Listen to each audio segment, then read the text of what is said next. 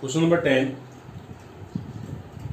exercise 1.3, CBSE, class 12. Let f x tends to y be an invertible function. ये पहले से बोल दिया कि इन्वर्टिबल है, मतलब 1 1 और 1 2 की बात तो ओके है इसमें, तो 1 1 भी होगा और 1 2 इन्वर्टिबल तभी होता है जब वो 1 1 और 1 2 होता है. So that F has unique inverse, इसका जो इनवर्स होगा ना यूनिक होगा, यानी एक ही होगा, ये हमारे को इसमें तो शो करना है. तो सबसे पहले तो लेट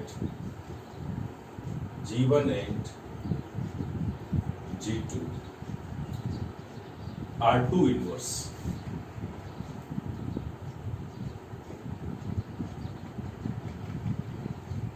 of f. इसे f के अपन दो इनवर्स कंसिडर कर लेते हैं.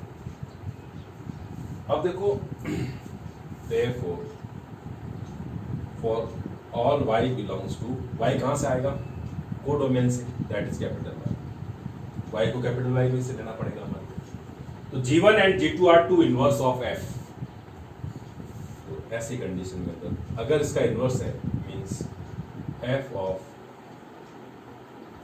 G1 of y must equal to f of G1y must equal to only y. Clear? इसका इनवर्स है ना G1, f का क्या है? इनवर्स है. इसका मतलब f of G1 of y that equals to f of G1y will equal to y. And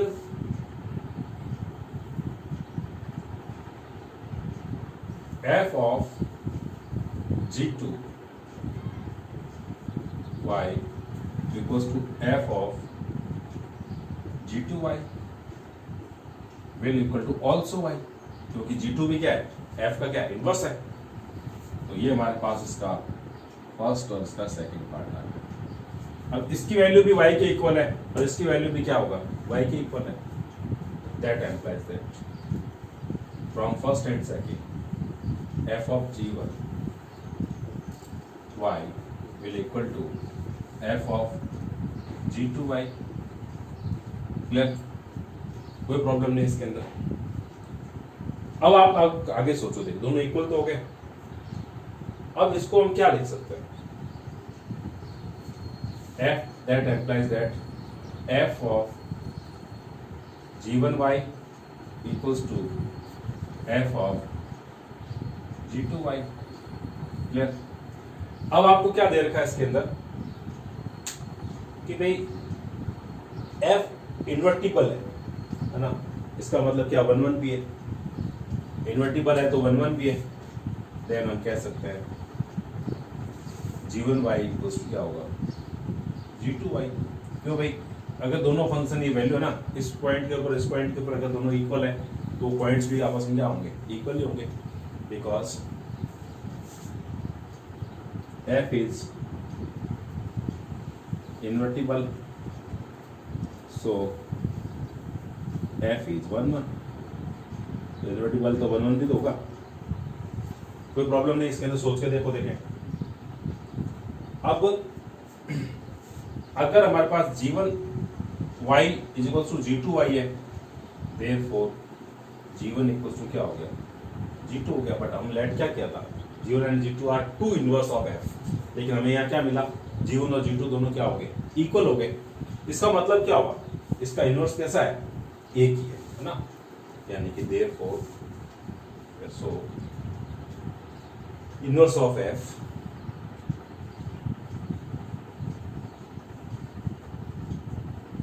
is unique. दो नहीं, सिर्फ एक. ये आप उसमें ध्यान रखिए. ओके, बहुत अच्छा क्वेश्चन है और देखने का जो प्रोसीजर है ना वो अच्छी तरह से केयरफुली इसमें समझिए. ऐसे क्वेश्चन बहुत अच्छे से पढ़िए और फिर लेट कीजिए. जैसे क्या बोला हुआ था? x टेंड्स टू y है ना. f such that x tends to y be an invertible function so that f has unique inverse. अब इसमें घबराने की जरूरत नहीं, पहले बच्चों समझो. Let G1 and G2 are two inverse of f. मतलब दो इनवर्स हमने कंसीडर कर लिए. इसने तो कहा यूनिक शो करना है, तो मैं अपने मन से मान लेता हूँ कि इसके अंदर 2 इनवर्स है। सपोज देखते हैं क्या होता है। अगर इन दोनों की वैल्यू सेम हो गई, इसका मतलब क्या होगा, फिर एक ही इनवर्स है, यूनिक इनवर्स होगा। तो y किसको फॉलो करेगा, कैपिटल Y को। ऐसा क्यों है, क्योंकि इनवर्स के लिए अपन है ना यहाँ पर यहां से पिकअप करेंगे y। f of g1 y will equal to f of g1 y, because g1 क्या है, f का इनवर्स है, तो इसका सॉल्यूशन क्या आ जाएगा, y आ जाएगा सर, क्योंकि बोला हमने कंसिडर किया ना कि इसका इनवर्स है। इसी तरह से f of g2 y will equal to f of g2 y। g2 भी क्या इसका इनवर्स है, तो आंसर कितना आएगा, सिर्फ y आएगा। इसका आंसर y है, इसका आंसर भी कितना y है, दोनों सेम हो गए, मींस ये दोनों आपस में क्या हो गए, इक्वल। क्लियर है, कोई दिक्कत नहीं। अब इसको लिख सकते हैं f ऑफ g1 y, इसको f ऑफ g2 y। तो ये फंक्शन है इस पॉइंट g1 के ऊपर, ये फंक्शन g2 के ऊपर, ठीक है ना। अब बिकॉज हमें क्वेश्चन में दे रखा है कि इन्वर्टिबल है, दे रखा भी इन्वर्टिबल खुद ने दे रखा है, इसका मतलब 1 1 तो होगा ही होगा, ऑन टू भी होगा, 1 1 तो है ही है, कंफर्म है। तो अगर फंक्शन इन दोनों पॉइंट के ऊपर इक्वल है, तो 1 1 होने का मतलब है दोनों पॉइंट्स भी आपस में क्या होंगे, इक्वल होंगे। मींस g1 y की वैल्यू और g2 y की वैल्यू क्या होगी, इक्वल होगी। मींस g1 और g2 आपस में क्या होंगे, सेम होंगे।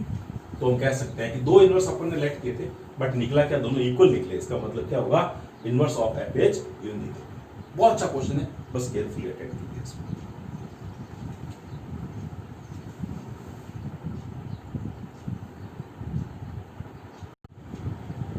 Eleventh question. Consider f such that 1 2 3 tends to ABC, given by f1 equals to a, f2 equals to b, and f3 equals to c. Find f inverse and show that f inverse of inverse equals to f. अच्छा question है। सबसे पहले तो आप इसमें domain और को domain की बात करते हैं। f का जो डोमेन है ना, ये मेरे पास कितना है, 1 2 and 3, और को डोमेन का सेट है वो है ए बी एंड सी। अब गिवन क्या है मेरे पास में, f1 equals to A, f2 equals to B and f3 equals to C. Means 1 इससे ए से रिलेटेड, 2 बी से और 3 सी से। ऑब्जर्व कीजिए, डोमेन के एवरी एलिमेंट की यूनिक इमेज है ना, बिकॉज f1 इक्वल्स टू ए आ रहा है। मीन्स अगर मैं x1 इक्वल्स टू 1 लेता हूँ एंड x2 इक्वल्स टू 2 लेता हूँ, that is x1 not equal to x2, तो मेरे को क्या मिलता है, fx1 equals to that is f1, और मेरे पास a मिला है, और fx2 इक्वल्स टू f2, मेरे को क्या मिला, b मिला।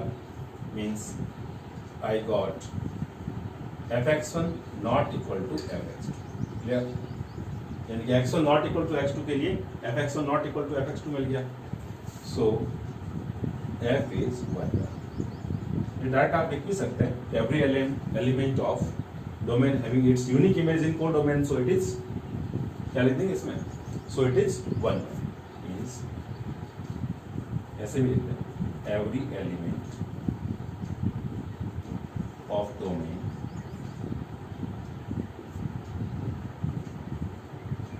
having its unique image in codomain, so f is 1। ये चेक क्यों कर रहे हैं, हमारा क्या करना क्या है, f इनवर्स निकालना है। तो f इनवर्स एग्जिस्ट भी करता है नहीं करता, देखना पड़ेगा, बिकॉज इन सबकी प्री इमेज है मेरे पास में ना। मीन्स यू कह सकते हैं रेंज और कोडोमेन क्या इक्वल सेट है, तो भी आप इसको क्या कह सकते हो, 1 1 कह सकते हैं। या यू कह सकते हैं every element of codomain, codomain कौन सा, ये वाला,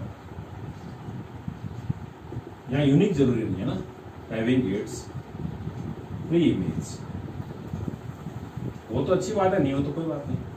प्री इमेज इन डोमेन, या यूं कह सकता हूं कि एवरी y के लिए हमारे पास में फंक्शन ऑपरेट करेंगे तो क्या होगा, x जो मिलेगा वो कोडोमेन में अवेलेबल, ठीक है ना, codomain, so f is on, therefore f is bijective, ठीक है ना, और f अगर बाइजेक्टिव है तो f कितना हो गया, that implies that f is invertible, यानी इसका इनवर्स निकाला जा सकता है।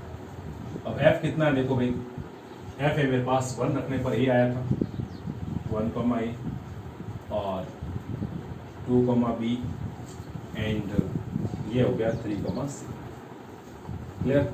अब इसका इनवर्स कैसे लिखेंगे, इन्वर्टिबल तो डिसाइड हो गया ना, तो इनवर्स लिख सकते हैं, ऑर्डर चेंज कर दो इसका, मीन्स जो डोमेन होता है वो कोडोमेन बन जाता है और कोडोमेन हमेशा डोमेन बन जाता है। इनवर्स के ये b, 2 और ये c, ये इसका आंसर, ठीक है ना, ये क्या आ गया, f इनवर्स आ गया। अब हमारे को इनवर्स का भी वापस इनवर्स निकालना है, पहले इसको कॉपी करो फिर आगे चलते हैं। अब f इनवर्स तो आ गया मेरे पास में, a1 b2 एंड c। अब f इनवर्स का ना डोमेन क्या होगा, a b एंड c, और को डोमेन कितना होगा 1 2 3, क्लियर। इसकी मैपिंग कर लेते हैं।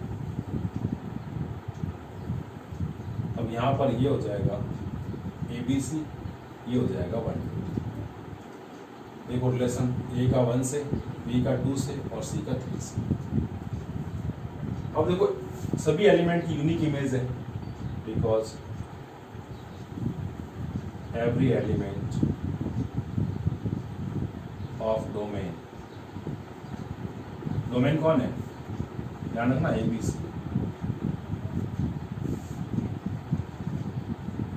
you having unique image in codomain. यहाँ कोडोमेन कौन है, 1 2 3, clear. So f inverse is, f inverse भी क्या है, फंक्शन तो है, 1 1 हो गया। अब सोचना पड़ेगा ऑन टू के बारे में, देखो सबकी प्री इमेज अवेलेबल है, ठीक है ना, for every element of codomain. यहां पर अब कोडोमेन भी लिखते चलो, 1 2 3, every element of codomain having its pre image, यहाँ यूनिक होना जरूरी नहीं है, बट ये है, ठीक है, यूनिक होना जरूरी नहीं, having its pre image in domain, domain साथ में जो कंफ्यूजन नहीं, ABC, clear. So f inverse is on, इससे क्या मिला मेरे को, f इनवर्स इज बाइजेक्टिव, और बाइजेक्टिव से क्या मिला, invertible, therefore f inverse is, यानी वापस इसका इनवर्स निकाल सकते हैं, इनवर्टिबल।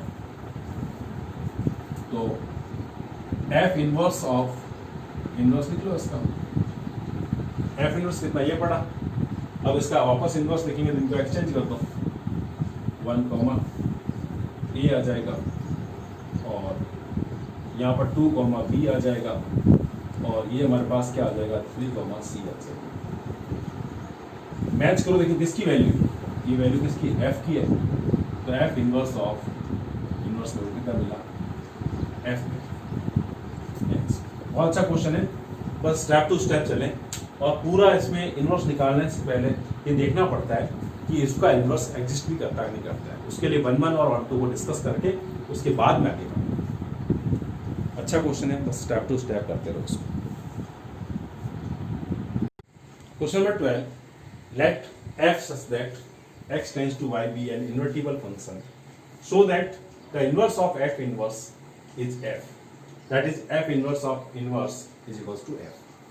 ये हमारे को इसके अंदर शो करना है।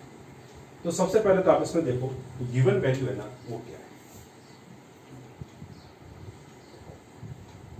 है, f x tends to y है, ये क्या है, एन इन्वर्टिबल फंक्शन। अब इन्वर्टिबल फंक्शन इसने खुद ने दे दिया है, इसका मतलब क्या हो गया, therefore f is 1 1 and on to. इसके ऊपर कोई क्वेश्चन हो ही नहीं सकता, तो इसने खुद ने ही बोल दिया कि भाई ये हमारे पास में इन्वर्टिबल है, तो 1 1 और ऑन टू तो लिख ही दो। therefore f inverse such that y to x होगा, ये एक्सचेंज हो जाता है डोमेन और codomain, y tends to x लिख सकते हैं, such that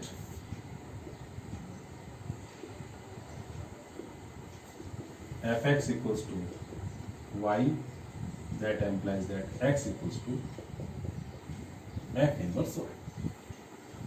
क्लियर भाई? किस बात के लिए? For x belongs to capital X and y belongs to capital Y। Capital X और कैपिटल Y जो सेट्स इसमें दे रखे थे उनके बारे में, x जो एलिमेंट होगा वो कैपिटल X को बिलोंग करेगा और y जो एलिमेंट होगा वो कैपिटल Y को बिलोंग करेगा। यहाँ तक तो कोई प्रॉब्लम नहीं, जो दिया था उसी से हमने निकाला है। अब हमने देखें, लेट y1 एंड y2, ये हमारे पास दो एलिमेंट ले लेते हैं जो किसको बिलोंग करेंगे, कैपिटल Y को, कोई प्रॉब्लम नहीं इसके अंदर। अब हम चाहते क्या है, अब हम ये चाहते हैं कि जो f इनवर्स है उसको भी इन्वर्टिबल प्रूव करना चाहते हैं, तो सच दैट, ये देखिए सकते हैं ना, such that f inverse of y1 is equals to f inverse of y2। अब हमारा एम क्या है, y1 equals to y1 gain करना। अगर हम इसके अंदर y1 equals to y1 gain कर लेते हैं, इसका मतलब है क्या हो जाएगा, 1 1 हो जाएगा। अब दोनों तरफ हम f अप्लाई कर देते हैं function f inverse y1 f inverse y2। सोचो, लिख सकते हैं, कोई प्रॉब्लम भी इसके अंदर लिख सकते हैं ना, ये। अब ये क्या बन गया, that implies that f of f inverse y, ठीक है ना, और यहाँ पर एक है ना, इसमें इस तरह से is equals to f of f inverse of y। अब f एक फंक्शन है और f इनवर्स उसका क्या है, इनवर्स है, तो हमारा क्या बच जाएगा सिर्फ यहाँ पर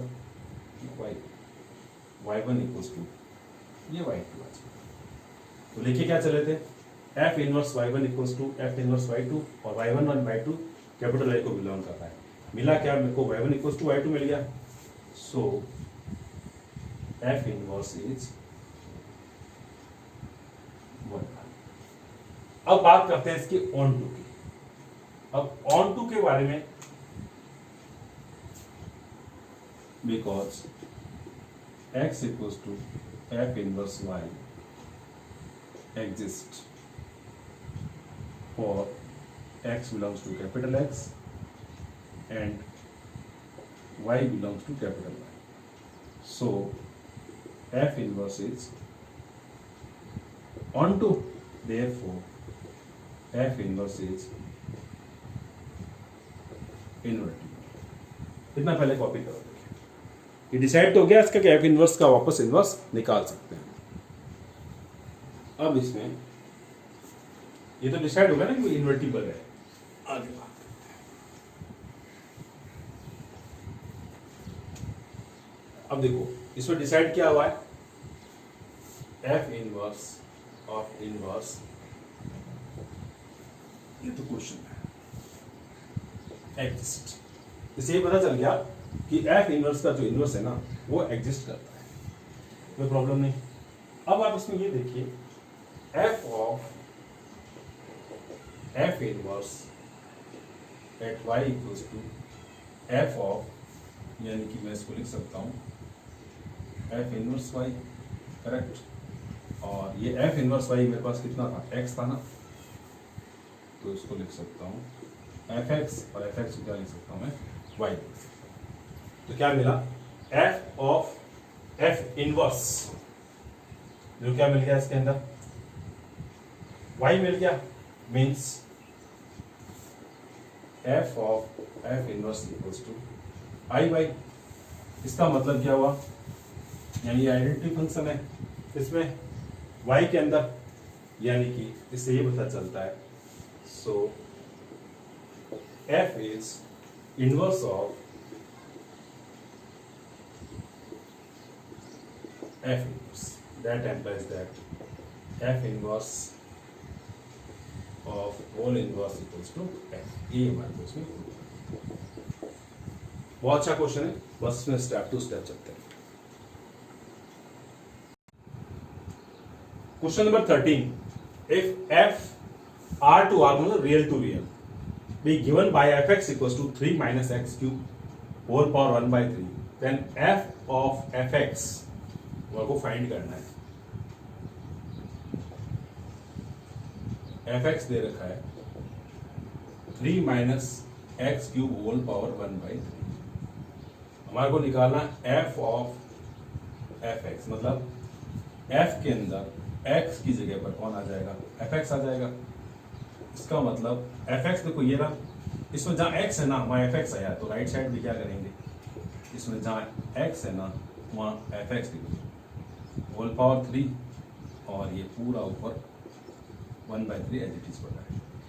अब इसके अंदर fx की वैल्यू डाल, fx कितना है 3 minus x cube whole power 1 by 3, और ऊपर ये 3 है, ये वाला, ये 1 by 3 अलग से पड़ा है।